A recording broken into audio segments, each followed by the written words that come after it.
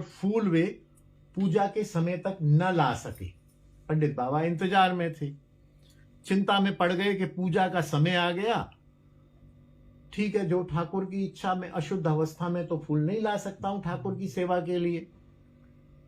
बाबा के पास उसी समय, कृपा सिंधुदास बाबा के पास उसी समय एक सुंदर कन्या आई और उन्हें फूल दे गई। बाबा, ये तेरी पूजा के फूल तू आज आयो ना है? हाँ, मैं ऐसे ऐसे छिप गया था, स्नान करूंगा, कर स्नान कर रहा हूं कि ये फूल ले ले, तू सेवा में देरी है जाएगी। कृपा सिंधुदास जी ने फूल लिए और झट से उस समय पर पहुंच गए। जो फूल लाने में समय लगता है, स्नान में निकल गया, फूल तो लाली दे गई। तो पंडित बाबा से कहा, बाबा आज ऐसे एक बहुत सुंदर सी कन्या पुष्प दे गई है। उन्होंने कहा, तेरी भाव सिद्धि हो गई है, वो तेरा ही मंजरी स्वरूप तेरे को पुष्प दे आया है। तेरा शरीर तो यहां रहा। दो चीज होती हैं, शरीर और स्वरूप। जो साधक होते हैं अपर लेवल के, जैसे हमारी मैया बैठी है, मैं तो नहीं हूं अभी, दो होते हैं, एक शरीर अनुष्ठान, एक स्वरूप अनुष्ठान। और इनको पता होता है कि शरीर से तो मैं ये फलाने नाम की फलानी एक महिला हूं, और इनका स्वरूप गुरुदेव देते हैं कि तुम 11 वर्ष की हो, तुम्हारा नीले रंग के वस्त्र हैं, तुमने गले में ये डाला हुआ है, तुम्हारा ये स्वरूप है, तुम गोरी हो, तुम सुंदर हो, तुम सारा एक 11 लक्षण होते हैं। वो 11 लक्षण बता के इनको एक स्वरूप दिया जाता है। अब जब ये भजन में बैठते हैं तो दो तरह से भजन होता है। एक तो मैं जैसे भजन करूं तो मैं गिरिराज हूं या धीर समीर में बैठा हुआ हूं, माला मेरे हाथ में, मैं भजन कर रहा हूं, गिरिराज भजन कर रहा है।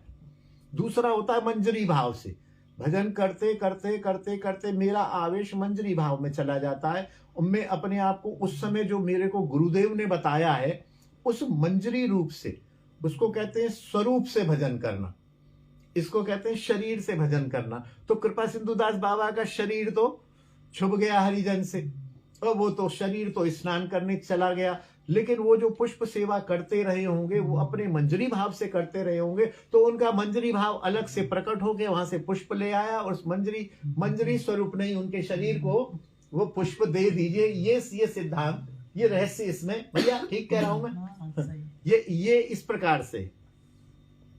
लेकिन उन्होंने कहा, तेरा मंजरी स्वरूप ही तेरे को पुष्प दे गया है, लेकिन ये बात बेटा किसी से कहना नहीं, ये गुप्त बात है। अगर तू ये बता देगा तो तेरा ये मंजरी स्वरूप ध्यान में आता है, ये लुप्त हो जाएगा। गुप्त रहेगा तो ठीक है, नहीं तो लुप्त हो जाएगा। जो प्रचार होते ही सारी चीज लुप्त।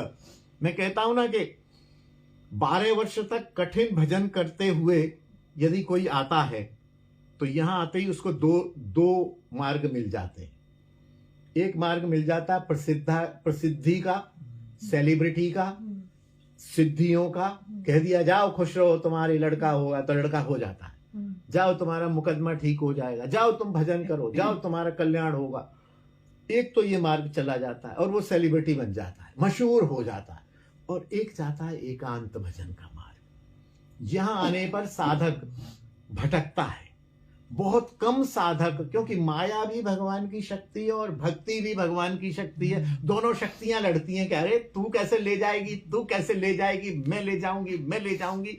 और साधक की निष्ठा पर साधक या तो फिर एकांत भजन में चला जाता है, उसका 12 वर्ष का भजन फिर आगे बढ़ता है, वो मंजरी स्वरूप को धारण करता है, मंजरी स्वरूप से निकुंज में योग पीठ का चिंतन करते हुए ठाकुर की सेवा में चला जाता है, और वो उसका शरीर फिर अंतिम बार ही मरता है, वो बार बार नहीं मरता है। इधर कोई घुस गया तो अगले 12 वर्षों में, ये संत लोगों से सुना है, मेरी मनगढ़ंत बात नहीं है, अगले 12 वर्षों में वो जो कहता है ना, जा तेरा बेटा हो, तो वो वैसे हो जाता है जैसे मेरे पास 20 लाख रुपए हैं और मैंने आपसे कहा बेटा हो, और बेटा हो गया तो मतलब 2 लाख गए, मेरा भजन गया।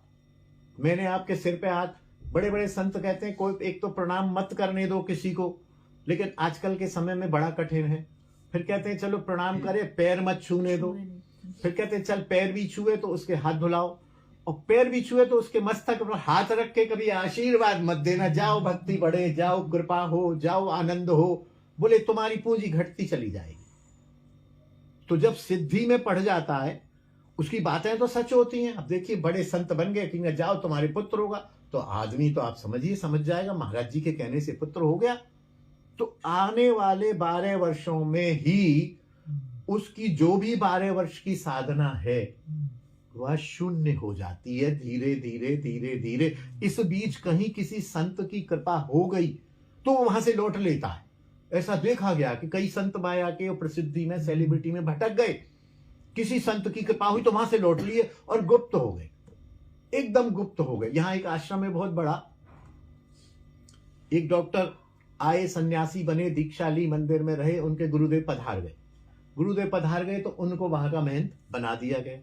अब जब तक गुरुदेव थे तो भजन करते थे, थोड़ी बहुत गुरुदेव की सेवा करते थे। जब उनको महंत बना दिया गया तो अंतरंग साधक थे, डॉक्टर थे, अच्छे डॉक्टर थे, कहीं कानपुर के जाने कहीं के।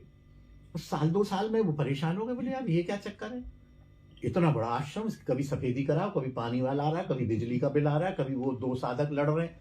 और रात में भाग गए, आश्रम छोड़ के महंत जी भाग गए। बड़ा हल्ला मचा, कहाँ गए महंत जी, कहाँ गए महंत जी, कहाँ गए महंत जी। चले गए कहीं गांव में, 2-3 साल तक उनका पता ही न चला और उन्होंने अपने खोए हुए भजन को दोबारा रिकवर किया।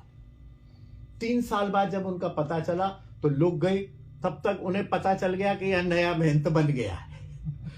तब फिर वो यहाँ आए, बोले महाराज क्या अपराध हुआ? बोले अपराध क्या हुआ, अपराध तो मेरे से हुआ, मैं यहाँ भजन करने आया था, या तुम्हारी व्यवस्थाओं को संभालने आया था, मैं चला गया। बोले ठीक है महाराज ऐसा मत करो, आप कृपा करो, आपको हम एकांत दे देते हैं। तो आश्रम की तरफ से उनको एक एकांत स्थान दिया गया, उसमें थोड़ा आश्रम मंदिर आदि बना दिया गया। अभी भी वो है, मैं नाम नहीं लूंगा, यहाँ पास में वो अलग एकांत में रहते हैं और भजन करते हैं। तो कभी कभी तो लौट आता है और कभी कभी इसी मार्ग में फंस जाता है, और इस मार्ग में फंसने पर उसकी जो 12 वर्ष की भक्ति है वो कैपिटल, उसकी ब्याज नहीं मिलता है भजन का। भजन का ब्याज यदि भजन में लगा रहे, यदि कोई भजन में लगा है और उसने कह दिया जा तेरे पुत्र होगा और भजन में लगा हुआ, तो उसकी तो पूंजी बढ़ती जा रही है ना। उसकी तो पूंजी 20 लाख से 40, 50, 60 लाख हो गई, 2 लाख दे दी तो फिर वो 2 लाख का और भजन कर लेता है। लेकिन भजन तो बंद हो गया, प्रसिद्धि और सेलिब्रिटी में व्यक्ति चला गया, तो उसका देखा गया है कि 10 साल, 8 साल, 12 साल में उसका भजन, जो 12 साल की कठिन भजन था, वो क्षीण हो जाता है और वो प्रपंच में लग जाता है। और पब्लिक को क्या चाहिए? पब्लिक को तो प्रपंच ही चाहिए। कुल मिला के पब्लिक को तो यही चाहिए, मेरा पुत्र हो जाए, मेरा मुकदमा दूर हो जाए, मैं भजन करने लगूं, मैं बार बार बंदा बनाऊं। तो ऐसा उन्होंने कहा कि तुम जो है किसी से कहना नहीं, कृपा से